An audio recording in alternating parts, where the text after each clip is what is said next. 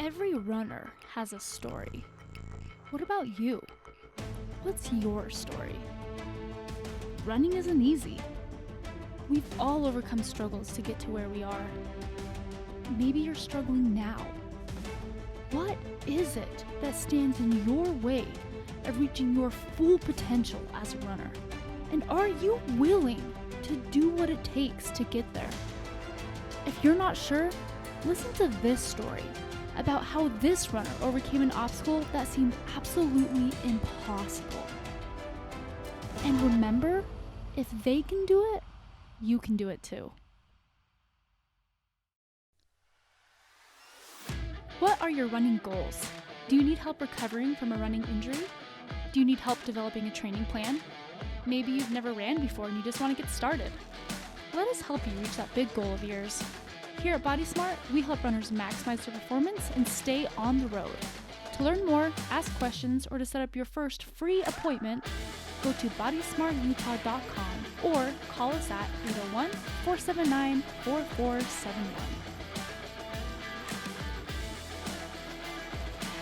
Hi, welcome to Running Unbroken. I am Melody Bateman. We're here with Dr. Cameron Garber, and today we are interviewing Jill Griffiths. She is an elite Spartan racer and a personal trainer, and we're really excited to have her here today. So thanks for being here. Yeah, thanks for having me. I'm super excited. Yeah, we just finished a metabolic test, and that was super interesting and fun. So and sweaty. Sweaty. Yep. I think the mask lines are finally gone, so that's good. Yeah, that's I'm glad. Yeah. So yeah, we were geeking out about the numbers, so that's always fun. So tell us a little bit about your background. What got you into Spartan racing? That is a good question. I've always been into fitness. In fact, like I can remember my first fitness class. I can remember going to the gym with my mom when I was in 8th grade. Awesome. I've just always loved to move my body and the fitness end of things. And by the time I was 19, I was certified and teaching my own step class and had my step groupies and I knew super early that I wanted to have a career in fitness. So all through college I was teaching and it's kind of always been a part of me. So as I got a little bit, I think, tired of teaching classes all the time and and having to show up all the time. And so I started looking for ways to challenge myself more as an athlete. I still wanted to show up for people because I love people. And I love working with people and I love helping people know that fitness is not impossible. Everybody thinks fitness is so impossible. Right. But it's really it has not. To be awful. Yeah, and then it has to be all about what you look like on the outside or whatever, but there's so many more facets to how you feel on the inside and how you're sleeping and how you're eating. And once I kind of got tired of that, I guess I hit a point where I did get tired. I wanted to find who I was as an athlete. So I stopped coaching full time, as much, and I started looking in ways to challenge myself. And every year I just kind of looked for something new. So one year I totally signed up for a bikini competition. Awesome. I had never done anything like that in my life. Cool. Yeah. It was petrifying. I was so scared half to death, but I kind of like to push my comfort zones a little bit. Mm-hmm. So I hired a coach, a really popular coach, nationwide. And I did that and that was, like I said, it was terrifying. So that was one of my challenges one year. And then besides it being terrifying, how did it go? Did it end up being a good experience? Yeah, I actually, I placed. It was awesome. It was, that's kind of the end result. It was so hard. Honestly, harder than any Spartan race I've ever done. Really? It was 100% nutrition every single day. Yeah. It was the grind at the gym. It was cardio every day. It was 3 weeks out, my coach called me and said, you're not ready. You're not going to make it to your goal. What? And I was like, oh yeah, I am. Yeah. And I'm but I don't even know what that means. He's like, there's another show. It's in 6 months. You can do that one. And what? I was like, no, I'm not doing this for 6 more months. You don't get it. I'm like, tell me what it takes and I will do it. Yeah. And he's like, wow. You need to do this, this, and this. And in 1 week out, I'll tell you if you're ready. And I'm like, I'll do whatever it takes. So Anyway, the next 2 weeks were super intense. But that week before came and I sent him my pictures and told him everything, and he's like, okay, let's go. Which I come to find out, like, usually that doesn't happen. Usually people, you know, if he tells you 3 weeks out, like, you're not gonna go. Yeah, you're not gonna make it. Goodness. So that was a struggle, but I was like, there's no way I'm being perfect on my feet for 6 more months. Like, this is torture. Yeah. It's so hard. Was it like, I've worked with a couple people who do those, and it's like they have to eat at the same time every single day, and Yeah. like every single macro, everything. Everything is accountable. Yeah, you're accountable for Wow. everything. And I think as you get closer to the show, your carbs drop terribly. Like you are basically living off of protein and minimal fat. Yeah. And so I felt terrible. Like going up the stairs was hard for me. When you even start dehydrating the last little bit too, You right? start yeah. And so it's like you're just feeling not great. Yeah, I just remember I would have to get up and I'd have to go to the gym and I'd have to lift, because you still have to lift hard because your calories are dropping and you don't want to lose muscle. Mhm. That's what you're going on the stage for, is to show the muscle, basically. Mm-hmm. So I'd have to go push at the gym, and then I'd go home and I'd like eat my measly breakfast, and then I'd have to go back and do cardio. Oh my goodness. And by the time I was done with those two things, like that's hard for normal people who are eating plenty of calories. Right. You know, I'd go home and I was like, oh, that last 2 weeks, like really. That's why when he told me at 3 weeks, I was like, oh no, I'm not doing this anymore. You know, I was like, Yeah. I am so done. Yeah. Interesting. So that's Wow. probably the hardest part, is just the energy depletion for me. Yeah. Anyway. Yeah, that makes sense. Yeah, but it was Yeah. a goal, and I was like, I'm doing this. So here we go. Isn't that interesting to kind of use your body as your own experiment, Yeah. right? Like that, it's fun. I kind of do the same thing in other ways, but I'm always like, I wonder what happens if I start doing this for a while. And yeah, it's interesting to kind of experiment. that way. I actually find that I learn better that way. And I feel like that's why Absolutely. now I have like teams that I take to Spartans, and we do like the open together, and it's like the best in the world. But I think if I didn't have the experience of what it feels like to swing for monkey bars, or to try to get over an 8-foot wall, like how would I help someone with that? I am such like, I have to take it on to know how to teach people, you know? Agreed. So yeah, I love that actually. Cool. Awesome. Um, Yeah, I didn't mean to detract you from your story. So Oh. after you did the competition, then I was like, okay, check that box. We're not gonna go that way anymore. I need You some did it, it's performance done. goals. Yeah. I don't want any more physique goals. That was too intense. But yeah, so I competed. I actually talked my husband into doing it with me, and it was kind of like, that's a funny story, because I hired my coach, and I was like, when I was talking to him, I'm like, well, what if I just sign up my husband? And my husband is not, like, he loves fitness and he loves to lift and he's like totally active, but food, like, he is a sugar daddy. And like, tracking it probably was not. Oh, tracking is like, Yeah. oh, no.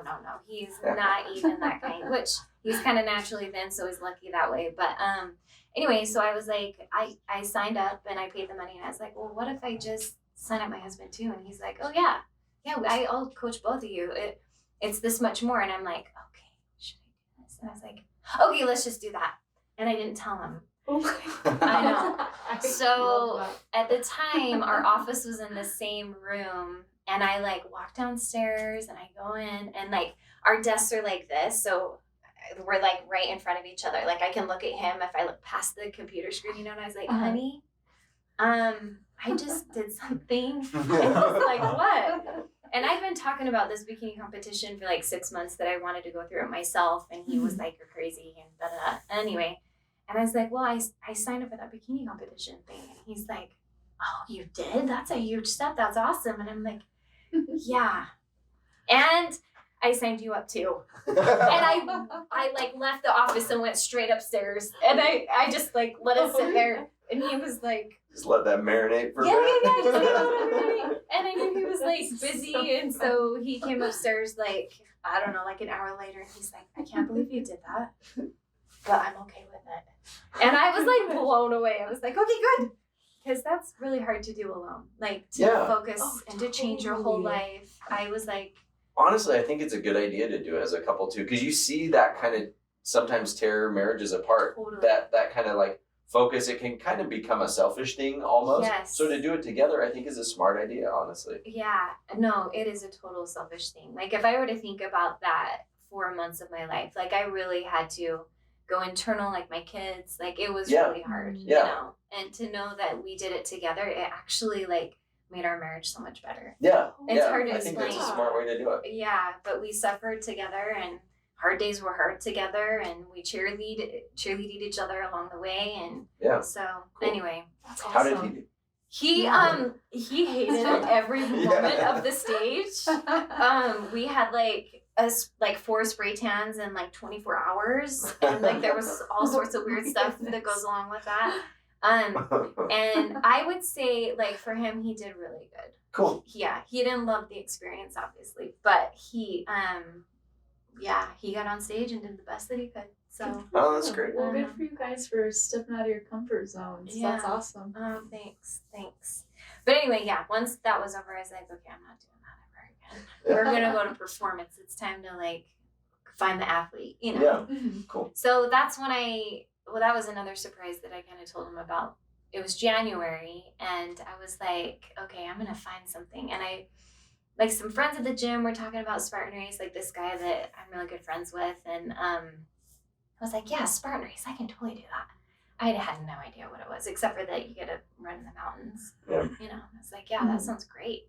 So I got online, Spartan.com, and I was like, trifecta. I don't even know what that is, but I'm going to sign up for that. Awesome. Come That to sounds find cool. out. Yeah, I was like, sure. And it's the trifecta is when you do their 3 races. They have 3: a sprint, which is a 5K, a super, which is a 10K, and then their beast is a half marathon distance.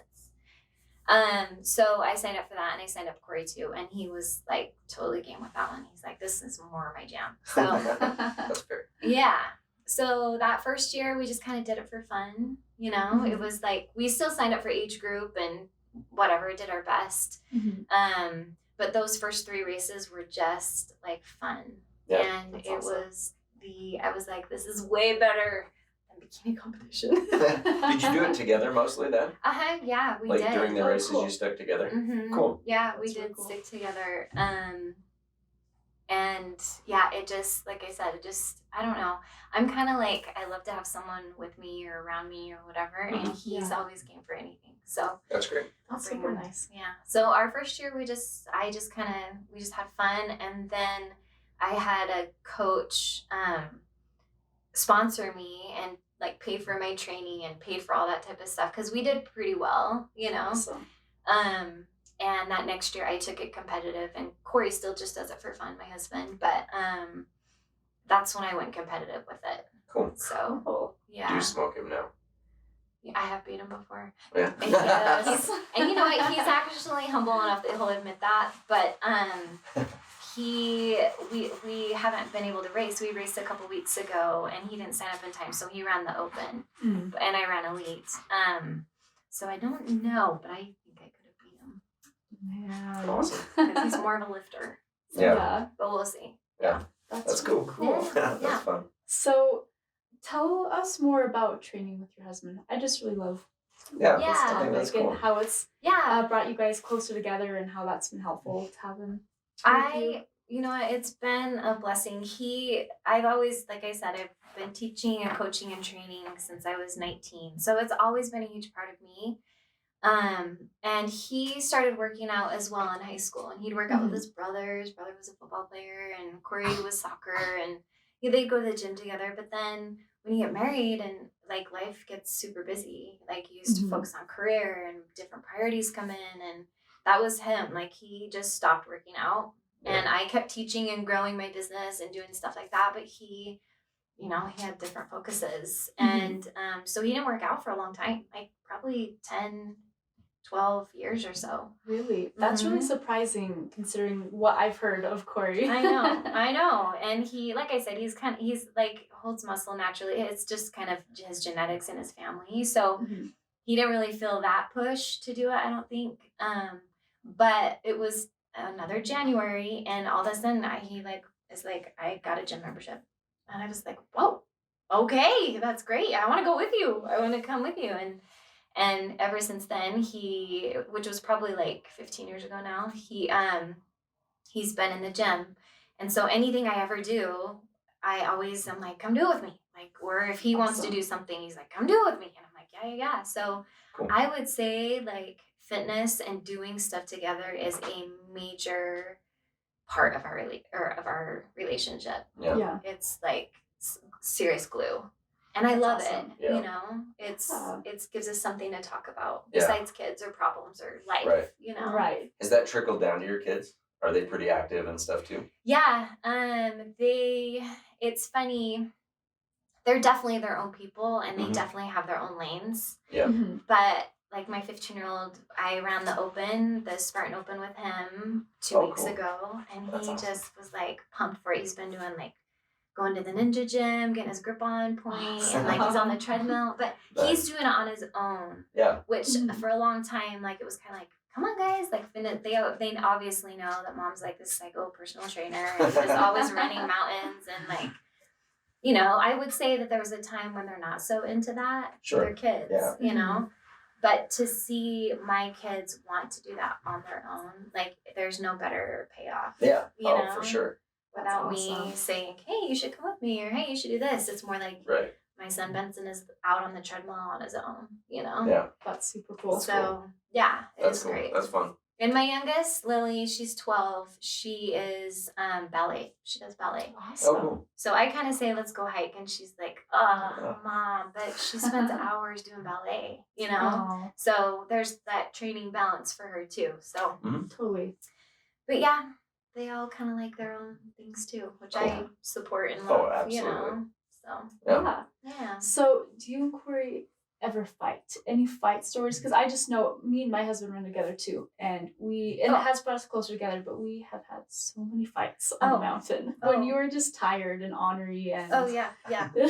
Oh man, if I were to even say that Corey and I don't fight, would be like so dishonest. Our personalities are very opposite. That's so funny. But we're both very like motivated and driven. So there is definitely some heads that butt at times, and that's like I feel like in marriage you have to be completely honest. Corey and I have been through counseling. Like I am open to anything if it makes me a better person and if it makes us a better couple. Yeah. But like there's been lots of times where I've had to rely on other people to come in and help or things like that. But as far as an experience on the mountain, well, there's been many. But in particular, I can think of one that first year we did the Spartan. We were doing the Utah Spartan, and it is like we've already climbed the super hard part, and it's July, like it is so hot. Oh yeah. It's and brutal. they have water stations like every, I don't know, however many, probably like every mile because it was so hot. Yeah. But every water station that goes by, I'm like, babe, are you gonna drink some water? Like, you're gonna die if you don't. And finally, I would ask him all the time. And finally, he's like, Jill, like, I know my body so well. I'm doing okay. And I'm like, okay, fine. You know, like, okay, you don't know your body, but I'm gonna kill you in just a minute when we climb this hill again. Right. So, like, we're doing these major switchbacks up Nordic Valley. And I'm kind of in front of him, and he's kind of behind, and all of a sudden I'm kind of seeing him start to suffer a little bit, you know? Yeah. And so we get to the top, and we go down, and there's, like, hay that's covering the down, so it's, like, slick. Well, all of a sudden, he starts cramping. Like, hardcore cramping. And I'm, like, kind of being patient. I have my mustard packets. Like, mustard helps, the turmeric in it or whatever helps with cramping. And some different things, and, like, I'm, like, the water station's coming and whatever. So he's like totally toughing it out and Rennie's like, I'm okay. I'm gonna be fine. Just give me more mustard. I'm like, okay, here's some more mustard. So I like take off, you know, I'm like, I'm gonna go the next obstacle. I'll wait for you there. There's some water there and some nutrition. He is like crawling like on his hands and legs, like to get to the next obstacle. And finally I'm like, I'm gonna go without you because you wouldn't listen to me. So we're having like this totally like, he's like in pain, and I'm like, bye, I'm leaving because you should have drank water a long time ago. But anyway, it's like this total joke in our marriage because I always am like, oh, how's your body feeling? Because you know it so well right now. And he's just like, oh yeah, good one. You know? That's So we joke about it all the time, I but love it. this, I know my body so well, you know. Right. So, but he's come around. He is like very accepting to any nutrition. I'm a certified nutritionist. I went and got my certification a few years ago. So maybe that helped. Maybe he's like, I don't know, you're legit now, so I can listen. That's awesome. super That's funny. fun. I love it. No, they're definitely, fatigue definitely makes the conflicts bigger, right? Oh yeah. It's crazy how that happens. It's so funny. That's a great story. Yeah, it's happened a couple times to him, unfortunately. However, he did just go, like, he did a huge backcountry, he likes to backcountry ski with his brother. Oh, cool. And he's like, Jill, I have to be out for like 8 hours and we're pushing hard, like crazy elevation and stuff. He's like, tell me exactly what I'm going to do, what I need to do, and I'm actually going to listen this time. And I'm like, okay, this is what you need to do, this is what you do. And he came home and he was like, that was the best 6 hours. Like, I pushed so hard. So, like, yeah, makes a big nutrition difference. is key. It's it's a breaker. Yeah. Well, I honestly, so you've heard the phrase, like, abs are built in the kitchen, you know. I think performance is often built in the kitchen, right? If we're dealing with stomach issues or things like that, like, that's what sabotages so many people on their run. You know, either having too many bathroom visits or just bonking or all kinds of things. So much of that really is like how you fuel your body. Yeah. You know, I see so many people that I'm thinking of these bike racers that I know that for whatever reason, they did Lotoja and they were going to bike the whole thing. But like the week before, they heard of this new nutritional supplement, and so they decided to switch to that for their hydration. Yeah. Like the week before, and I'm like, no. You never tried that in like a long ride ever, and then you switch to that completely for your hydration for the race, and they all didn't finish it, and it's like, well, it kind of makes sense, right? And those like you lessons never are tried so hard to learn. Yeah. I mean, you see people train so long and so hard, and then all because of water. Yeah. They don't finish, or they cramp up, or like you know. And I think it's been really interesting living in that elite athlete world, because like those type of things still happen. Yeah. You would think at that level, like people would have it figured out, and like they have enough people around him, but sometimes the body just wants to do its own thing, even if you're totally on point or whatever it may be, you know? Yeah. I went to the Ironman World Championships at Kona to volunteer in the medical tent and stuff like that. And it was amazing. I mean, these are all people that have won an event before, right? Like these are some of the best Ironman triathletes in the world. And how many of them were still blowing up, you know, like, you know, the medical tent was like a MASH unit. It was just crazy. Yeah. And it's like, these people all have done this before. Like, they know how to do it. Yeah. And they're still just like getting destroyed. Yeah, and it's crazy. It's so and Kona is one of the harder, you know, races. It's a tough course, and there's a lot of wind and heat and things like that. So it's definitely a challenge by design. But that was amazing to me to see, like, you guys should have this dialed in a little bit more than what it seems like you do. I know. You know, people with just severe dehydration, or, you know, IVs on half the people coming in. And like, this is crazy. Yes. Yeah. So it's interesting that even at that elite level, how important that is, and how many people still struggle with it. And I think that's what's interesting about the Spartan races is we are in icy cold conditions, and then we are in July heat in Utah in a mountain. Yeah. You know what I mean? And like those are things. Sometimes I see my open people, and I'm like, okay, like they're like, I don't know, I don't even have water on me. And I'm like, oh, maybe. Like you really do have to kind of pay attention and be prepared.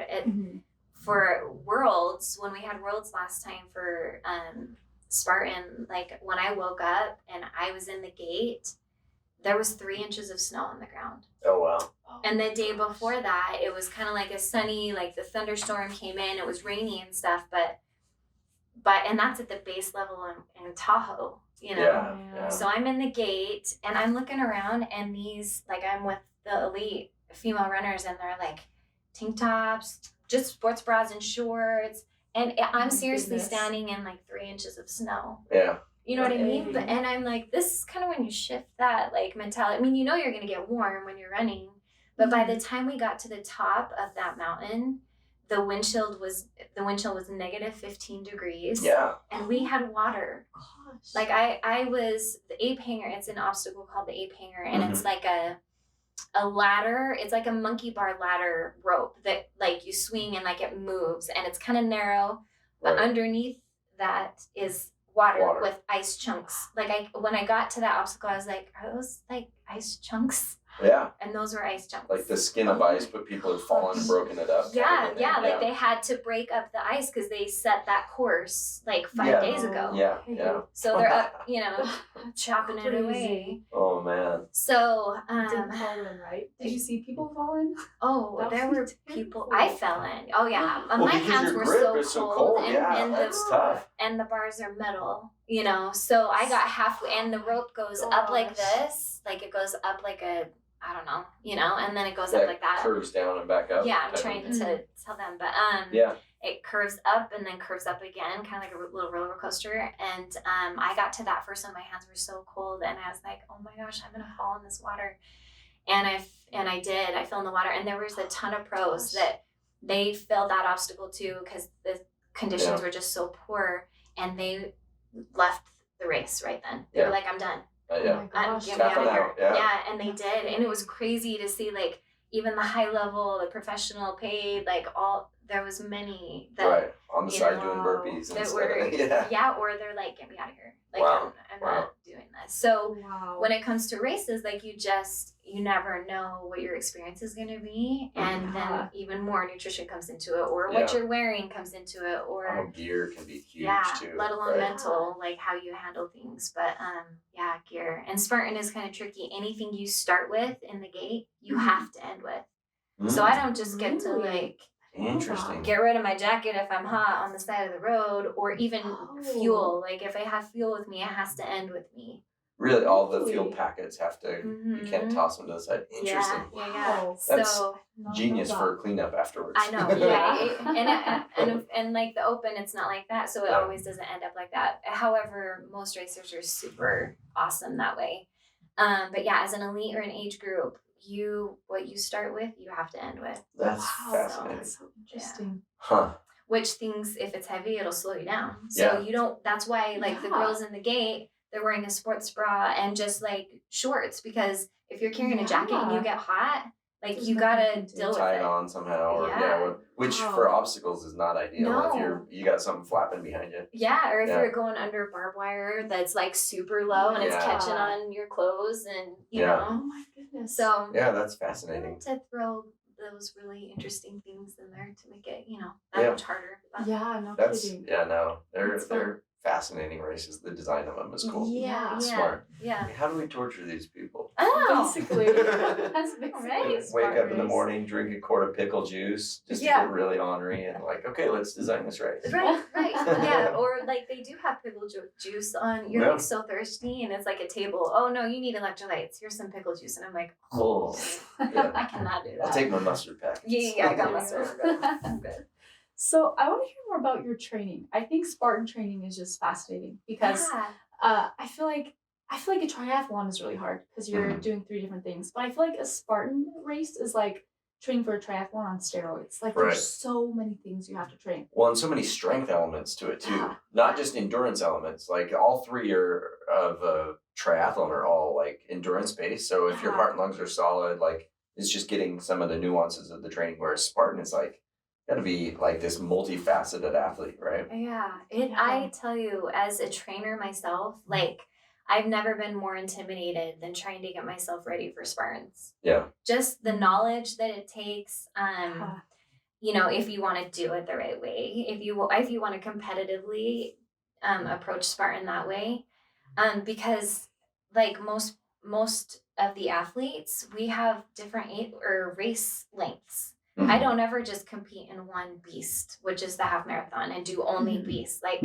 I have to be ready for a 5K sprint. I have to be ready for a 10K sprint, which is the one I just did. And then I have a beast in 2 weeks. Yeah. So I have to be efficient at a 10K and a half within 4 weeks. Oh My goodness. You know? gracious. Yeah. Yeah. So it is. It's tricky. Well, and so much of it, like there's the strength element as well as the technique. So like getting up and over a wall definitely takes strength, but so much of that is technique. Yes. Or certain of the elements, like knowing how best to attack that for you, right? Like that's tricky, right? Yeah. Or like when do you get the opportunity to try an army crawl under barbed wire, right? I know. Like there's things like that like, how do I simulate this in my training? I would simulate this at home.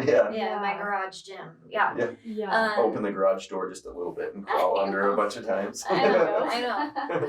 It is tricky, but it's not impossible. And I think that is also a super important message too, because it's funny how our bodies just can adapt. Like I have to be super creative with a couple of the things that I do. Like I have buckets in my garage because there's a bucket carry.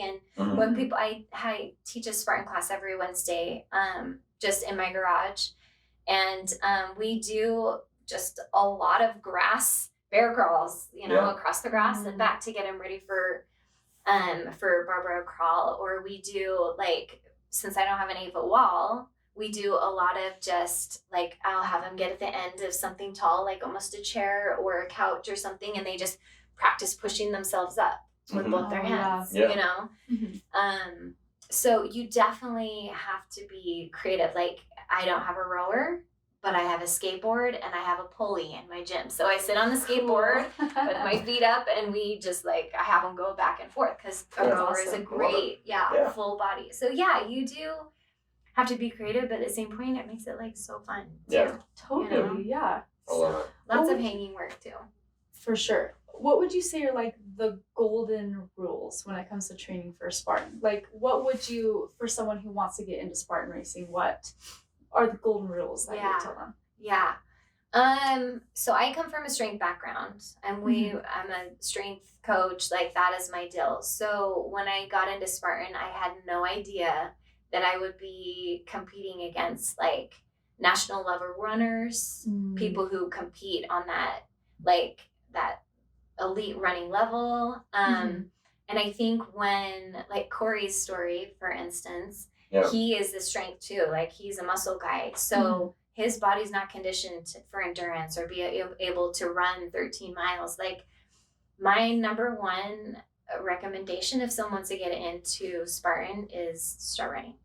Yeah. Okay. Yeah. Get your run underneath you, and it doesn't have to be a kill. You don't have to be incredibly fast. That's not what it's about. You just have to have the time, right? You have to be able to handle the time on your feet, and you need to be able to run. And not all Spartan courses are mountain. Yeah. Some of them are flat. Like the Vegas one I just did was in sand, and we had rolling hills. You know what I mean? Yeah.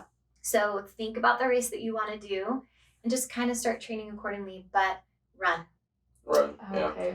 Running is just such a good total body workout. It's good for heart and lungs, obviously, which you have to have. Yeah. But that just pounding of running is really good for building up kind of tendons, ligaments, joints, and just general fatigability. Yeah. So. Yeah. And Spartan courses are trail. You're on trail, so don't just stick to the easy right outside your front door, make sure you're getting at least one trail run in a week. Yeah. So your feet can get your ligaments and tendons can get used to that rolling motion and what it kind of feels on your ankles to move around and, all that kind of stuff. So, but that's running and strength is super important. It would be running first, grip second.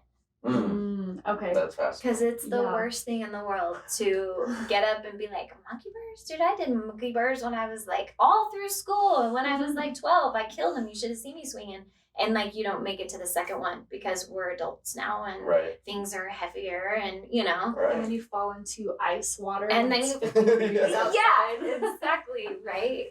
And because you fall, you have to do 30 burpees. What is worse, training your grip or doing 30 burpees? Right. You know what I mean?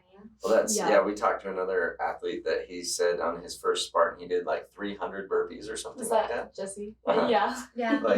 So many burpees. That is a lot of burpees, actually. I thought for Worlds, the first time I qualified for Worlds, the course ended up being 17 and a half miles long, which is way longer than than a half marathon. Yes. Yeah. Yeah. And I ended up with 240 burpees. Oh man. Yeah, it was my first world's experience. That's so crazy. And there was 2 spear throws. There was like 2 of everything super hard to just make you do burpees. And Oh a my spear throw was like a 50-50, you know, it's just a hard obstacle. Anyway. Yeah, 240 burpees. That's a lot of burpees. Wow. It happens. Yeah. Yeah. Get good at your burpees. There's not a workout that I do that does not include burpees in it. Yeah. Oh, You know? but Mhm. are you sick of burpees, or have you learned to just accept them? So that I kind of have, I kind of have this little love-hate thing with them. Oh, okay. And I think it's because I can do 30. Yeah. Like, I finally am to the point where I can do 30 and I get up and run if I need to. That's awesome. That's But awesome. that takes so many burpees Yeah. to get to that I've point. done Right. after like 5 burpees. I know. And Yeah. you really, it's like any muscle. You just have to build up that burpee tolerance. Yeah. Yeah. Oh, that's That makes crazy. sense. Yeah. Well, so one question that I have you had any major setbacks? Anything that would be something that somebody said, like, oh, you should probably stop. Like, don't do that anymore. You should probably stop. You're going to hurt yourself, or you're going to, Yeah. whatever. What types of setbacks have you had? I mean, I go through injuries. You know, I'm getting older. I'm 42. Even 2 weeks ago, I was doing burpees, weighted burpees. I was holding 30s on each side, so I was doing a 60-pound burpee. Oh my Probably not the goodness. smartest thing. But I really threw out my back, and I knew I was in trouble. In fact, like oftentimes when I'm doing like a single arm movement or something, or you know, when you tweak your back, you're like, oh, I Yeah. felt that. I should stop. I didn't feel that. Mm. Like I did. I went through my workout and I was fine. I was in my garage and I walked in to make my breakfast. And as I'm making my breakfast, my back You just start started, tightening up. Oh, tight. yeah. And by the time like my eggs were done, I was like, oh, I'm in big trouble. You know, like this is gonna be a hard thing. And I knew I had my race coming up in 2 weeks. Yeah. So I think when injuries come, I've learned through lots of experience that you have to honor that. Like you really have to honor what's going on and what your body's telling you. I mean, I for 7 days did nothing. Even though I knew I had a race coming up. Yeah. I honestly I stretched and I rolled and did gentle movement. Right. But I didn't see the gym. I didn't pick up a weight. Like Right. I didn't go on a run. I went on a couple walks once I started feeling better because I knew movement was important for it Right. too. And I did lots of heating. Yeah. You know, like I just Sure. I was on the couch with my heat pad on my back. But I think that's something that I had to learn. Yeah. You know. I like that you kept moving. Like that's Yeah. such a key piece. Like definitely we need to back off, but we can't stop altogether. Yeah. Right? You can't act like you're broken. You just have to treat it actively Yeah. and then keep moving, right? Like I love that mentality of like this is not me being broken. This is just a minor setback, and if I attack it aggressively, I'll be right back at it. Yeah, Right. yeah. And if I don't do anything to compromise it more, like bending over was a challenge. Yeah. And, you know, I scheduled an appointment with my sports massage lady like immediately because I Perfect, knew yep. blood flow, circulating was going to be important. But man, I also like knew I needed to respect this one. Some you don't need to respect. Some injuries as much. Sure. You can just be like, oh, an ankle injury, I'm gonna do upper body then, you know, Yeah. or I'm not gonna run. I'm just gonna elliptical or sit on a bike or Yeah. something. But I knew this one was a little different. So yeah, I kind of just respected it and Awesome. gave it what it needed, you know.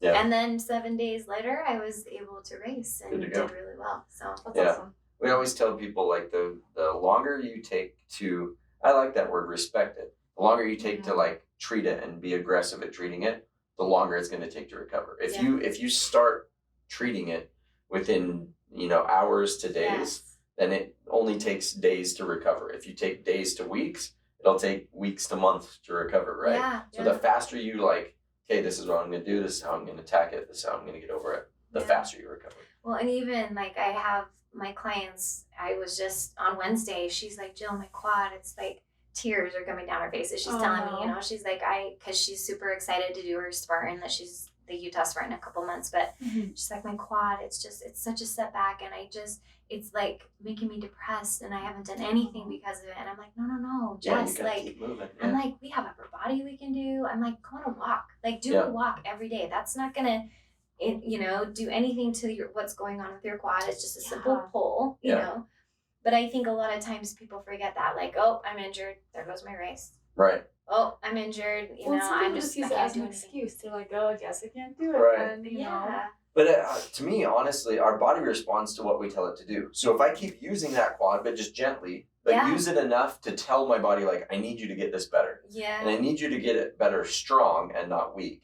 Like, so we're going to keep using it, but just in ways that don't make it angry. Yeah. Like, then it gets better faster and gets better strong instead of gets better weak. Yeah. And so if we use injuries as like this excuse to feel broken, then we literally are broken. Mm-hmm. But if we take an injury and respect it and treat it appropriately, like, we can keep moving forward. Yeah, just it's kind of like a plant and a pivot. You just plant, you're like, well, I'm gonna pivot and go this way just until I can get back where I need to be. You know, there's no stopping needed. Yeah. Right. Yeah, no stopping needed. I like that a lot. Mm-hmm. Perfect. Yeah. I love that. Well, that's kind of become one of the themes of this podcast, is like how to keep running unbroken, right? Like how to keep moving and keep doing things, even though like everybody has setbacks, everybody has things. It's like, how do I pivot and keep moving? Yeah. And I love that. I really do feel like even going through COVID and watching like my clients and people like suffer and, you know, their life was changed. They can't go to the gym anymore. They're stuck at home. Yeah. Like there was so many. I was just grateful that I had a way to still reach them through Facebook and Instagram, like, and all those things, because it was a huge setback for so many people, you know, and like everyone talks about the COVID-15 and blah, blah, blah. But like, really, there's no reason not to be able to keep moving. Even if you have a teeny space in your front room I know it's different than the gym and all the weights you're used to, but like that planting and pivoting, it is like, it's a life-changing principle. If you can just embrace that and allow the pivot to happen, you know? That's a really good principle. Pivot. Yeah, that's awesome. So what advice do you want to give to everyone who's going to listen to this? Someone who wants to get into a Spartan, or maybe someone who, you know, has a setback right now and they're struggling to get moving. What would you tell them? Not to give up, one, of course, but I really believe in having mentor people around you, like surrounding yourself with people who will give you the support. And some days you don't need support, but a lot of times like we just need support. And as a coach, like I really feel that. I think it's a part of my job that I absolutely love. Like I have an 8-week program that I do on repeat just every 8 weeks. And it has been, I feel like there's success there because on the days that people are not wanting to continue to see their goal, or their motivation is dropping because their discipline isn't where it needs to be, I can still teach them, no, it's okay. Everybody has a bad day. Like today, you're just going to focus on your water if you can't get out and run. Today or tonight, you're going to focus on getting 8 hours of sleep because last night your kids kept you up and you didn't get to sleep. Like it's not an all or one or all or nothing. It is really a mindset that is surrounded by principles that drive discipline, if that makes sense. Motivation comes and goes, you know, but discipline, like if you can embrace what it takes to get where you want to go, whatever that goal may be, whether it's a 5K or a Spartan or being a better person, or even in business, like no matter what it may be, have a mindset and then find the people around you that can help you or challenge that mindset, you know? I love that. Yeah, I like it. It's all about mindset. Yeah. Yeah. So if people want to follow your athletic journey, or if they want to learn more about your coaching, where can they find you? I am probably most active on Instagram. Okay. So yeah, Jill Griffiths with an underscore after the S. Okay. But I'm super open to emails, and like people text me all the time too, and that type of stuff. But as far as like public, probably Instagram is where I'm mostly. Yeah. Awesome. So reach out on Instagram, Jill Griffiths _. At the end. At the end. Perfect. Awesome. So yeah, definitely reach out on Instagram, and then you can get in contact, and awesome. Yeah. That's cool. I'm always happy to help or answer any questions, Spartan or non-Spartan related, just anything health and fitness. Like I love it all. So Awesome. Yeah. Awesome. Well, thank you so much for coming in. We Yeah. really enjoyed getting to know you thanks better. for having me. Absolutely. Don't forget to like, follow, share, comment, subscribe. Share this with somebody who you feel like could use this message today, and we'll catch you on the next episode. Thanks for listening to Running Unbroken. Don't forget to follow us on Facebook and Instagram, and reach out if you or someone you know has a story to share.